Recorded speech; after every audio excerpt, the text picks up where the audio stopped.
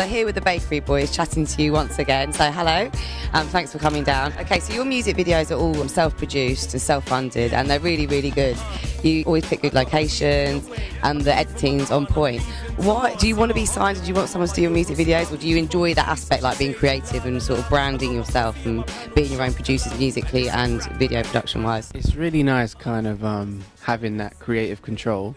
But then at the same time, we're very open-minded. So if the right opportunity came along, then we'd be all up for discussing something. Do you know what I mean? So you've got some great music videos. Which ones would you say, if you could pick, say, 2 or 3 that you say, I really like that one, I look good in it, or the production was, do you know what I mean, nailed? Which ones would you say? Do you know what? Hustling Behaviour was our first one. You know we on this thing, we the bakers, tomato rice.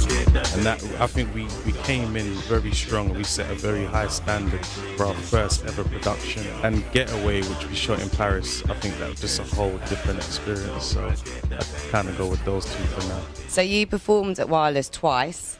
That's quite an achievement. Most people can only dream of performing at such a big festival. What was that like when you got on stage? Were you used to a crowd of that size before, or was that the first time and you were like, wow? First time we got there, we were the first people on the smallest stage, so there was no crowd. But luckily, Eased you in a little bit. yeah. So I think that's why we got invited back the second year. Slightly bigger stage, slightly later time. So it was really cool.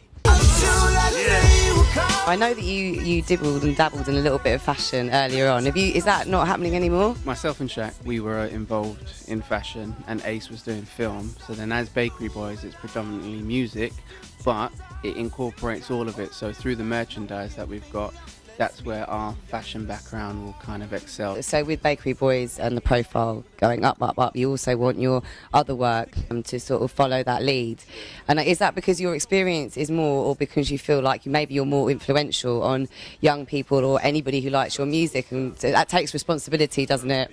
It's a bit of both, because we have been doing youth work 4 or 5 years now. I think because when we were doing fashion, people could see what we were doing and they thought that was inspirational. So it started off us being invited down to talk to young people about just what we're doing so people can relate.